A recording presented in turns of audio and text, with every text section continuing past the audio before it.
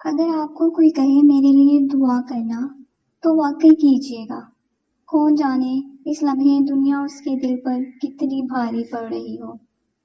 محبت مر جائے تو اسے فوراً ہی دفنا دینا چاہیے، ورنہ جن کے اندر محبت کی لاش گلنے سڑنے لگے تو ان کا وجود مردہ ہو جاتا ہے، اور پھر روح کبھی بھی کسی مردہ وجود میں قیام نہیں کرتی، کبھی کچھ بھی باقی نہیں رہتا، حتیٰ کہ تمہارے خیالات و جذبات بھی۔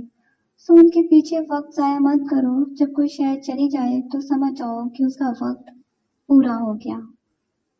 اگر راستے میں مجھے ایک بھی شخص مسکرا کر ملا یا کسی نے کم از کم نیک نظر اپنائی ہے تو ٹھہراؤ سے مجھے دیکھا تو میں لوٹ آؤں گا۔ فرانس میں پل سے کود کر خودکشی کرنے والے 41 سالہ رائٹر رابرٹ کیپیو کی آخری تحریر۔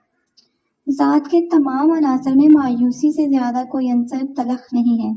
زندگی میں اس سے زیادہ دشوار کوئی بات نہیں ہے کہ اپنی ذات سے کہا جائے کہ تم شکست کھا چکی ہو، اور پھر جب گھر کی لاڈلی اولاد کو محبت ہو جائے تو پھر گھر بھی رونقیں ختم ہو جاتی ہیں۔ جب میں نے دیکھا کہ میں اکیلی رہ گئی ہوں تو میں اپنے اندر نڈال ہو کر گر پڑی تھی۔ جھوٹے انسان کی اونچی آواز سچے انسان کو خاموش کروا دیتی ہے، لیکن سچے انسان کی خاموشی جھوٹے انسان کی بنیاد ہلا دیتی ہے۔ میں ایسے ہوا میں سانس لینا چاہتی ہوں جو کتابوں، تصویروں، خوبصورت چیزوں سے بھری ہو، اور جہاں لوگ دھیمی آواز میں بات کریں۔ اور وہ پہلی اور دوسری محبت کی کشمکش میں پھنسا شخص پہلی محبت کو اپنانے پر راضی ہو گیا اور مجھے در بدر کی ٹھوکریں کھانے کے لیے چھوڑ گیا۔ میں چیختی رہی، یارم یارم۔ میں ہر اس راہ پہ ہوں جو تمہاری طرف جائے، میں ہر وہ وسیلہ ڈھونڈتا ہوں جو تم تک پہنچائے، میں ہر اس شخص سے ملتا ہوں جس سے تمہارا احوال ملے، میں تمہاری ہی تلاش میں ہوں، یہ جانتے ہوئے بھی کہ تم میرے لیے نہیں ہو۔ اور پھر زندگی سے ایک بات یہ بھی سیکھی ہے کہ چاہے جتنی ہی تکالیف ہوں لیکن اپنا دکھ صرف اپنے تک رکھو۔ لوگوں کو سناؤ گے تو لوگ تماشا بنانے میں دیر نہیں لگائیں گے۔ جانتی ہوں کہ میں تمہارے سامنے خود کو چھوٹا بچہ محسوس کرتی تھی، جو تم سے اپنی ہر بات منوانا چاہتی تھی، جو تم سے ڈھیر سارا لاڈ کرتی تھی، جو سمجھتی تھی کہ اس کی ہر بات کا مان رکھا جائے گا، پر تم نے اپنے وعدے کا مان ہی نہ رکھا۔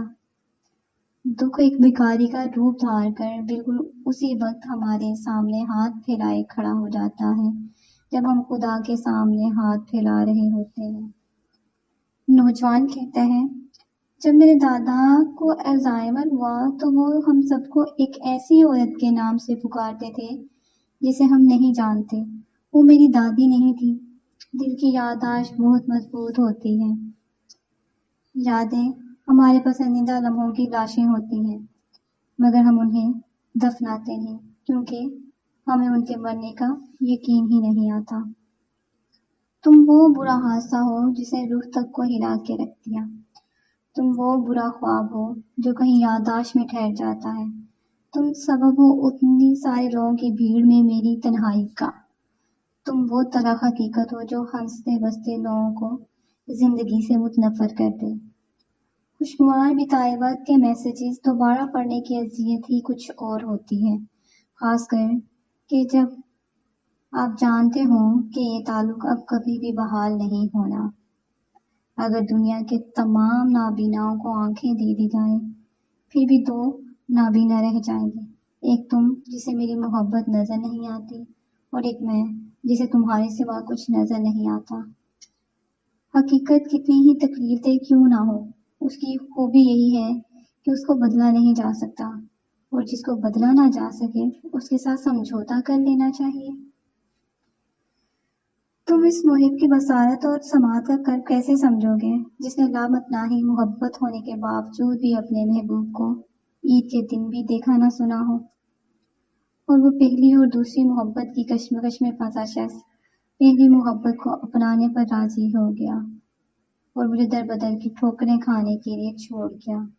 سنو، اگر تمہیں لگے کہ تمہیں کوئی سننے کی سخت نہیں کرتا تو تم میرے پاس آ جانا، میں پورے اطمینان سے تمہیں سنوں گی۔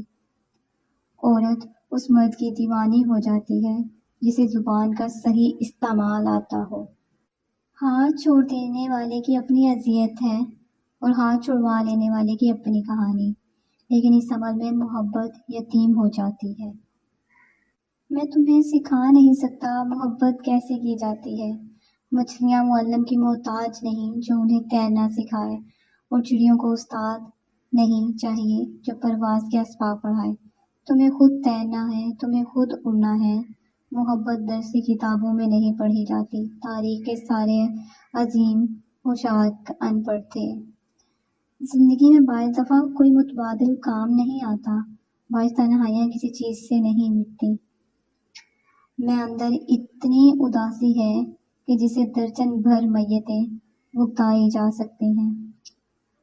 بعض اوقات ہمیں خاموش رہنا پڑتا ہے کیونکہ ہمارے الفاظ یہ نہیں بتا سکتے کہ ہمارے اندر کیا چل رہا ہے۔ ہر شخص زندگی میں کبھی نہ کبھی کسی نہ کسی کو اپنی نیندیں اور خواب سب کچھ سونپ دیتا ہے، اور شاید تمہارے معاملے میں میرے ساتھ بھی ایسا ہی ہے۔ تمہاری موجودگی اس موسیٰ حیات سی ہے جو زہر آلود سیب کھانے سے بستر مرگ پہ پڑی شہزادی کو دیا جائے اور وہ جی اٹھے۔ رابطے ختم ہو جائیں یا رشتے ٹوٹ جائیں تو بھی محبتوں کو کوئی فرق نہیں پڑتا۔ جس طرح یادیں حافظے پر قابض رہتی ہیں، اسی طرح محبت بھی دل سے دستبردار نہیں ہوتی۔ تعلق اعتبار سے ہوتا ہے، جب اعتبار ہی نہیں رہا تو تعلق کیسا؟ شہر اجڑ جائے تو دوبارہ بس جاتا ہے، دل اجڑ جائے تو دوبارہ نہیں بستا۔ عورت کتنی خوبصورت ہے یہ اس کی صورت طے نہیں کرتی، یہ اس کی قسمت یا مرد کی پسند اور خواہش طے کرتی ہے۔ میں نے گلاب چہروں عورتوں کو رلتے اور عام شکل و صورت والی عورتوں کو راج کرتے دیکھا ہے۔ تم نے میرے ہونٹوں کی ہنسی چھین کر انہیں سسکیوں میں بدلا ہے، یہ تھی تمہاری محبت۔ رنگ چھوڑتے کپڑے اور رنگ بدلتے لوگ کتنے ہی برانڈڈ اور عزیز کیوں نہ ہوں، دل سے اتر ہی جاتے ہیں۔ مجھے افسوس ہے کہ کئی سالوں تک آزمائشوں اور رفاقتوں سے گزرتے رہنے کے بعد بھی میں کسی کے ہاتھ پر ہاتھ رکھ کر پورے وثوق سے یہ دعویٰ نہیں کر سکتا کہ وہ میرا ہے۔ جاتے دور میں لوگوں سے توقع رکھنا، امید رکھنا سب سے گھٹیا ترین احساس ہے۔ کوئی بھی آپ کو نہیں سمجھتا، بس جس قدر ہو آپ کو ذلیل ضرور کر سکتا ہے۔ جتنا جلدی ہو اکیلا رہنا سیکھ لیں، کوشش کریں کسی سے بھی کوئی امید نہ رکھیں۔ کوئی بھی شخص کسی دوسرے کی جگہ کو نہیں بھر سکتا، دلوں میں جگہ بھی فنگر پرنٹس کی طرح ہوتی ہے جو کبھی کسی سے میچ نہیں ہوتی، اور کچھ ایسے گمان تھے مجھے محبت میں، وہ کہیں اور کسی اور کا ہو گیا ہے۔ اب میں وہیں ہوں جہاں پر وہ چھوڑ گیا تھا مجھے۔ یہ جو کہتے ہیں نا کہ بات ایک کان سے سنو اور دوسرے سے نکال دو، انہیں بتا دو کہ ان دونوں کانوں کے بیچ دماغ بھی آتا ہے جو کسی کے کہے گئے سخت الفاظوں پر سن تک پڑ جایا کرتا ہے۔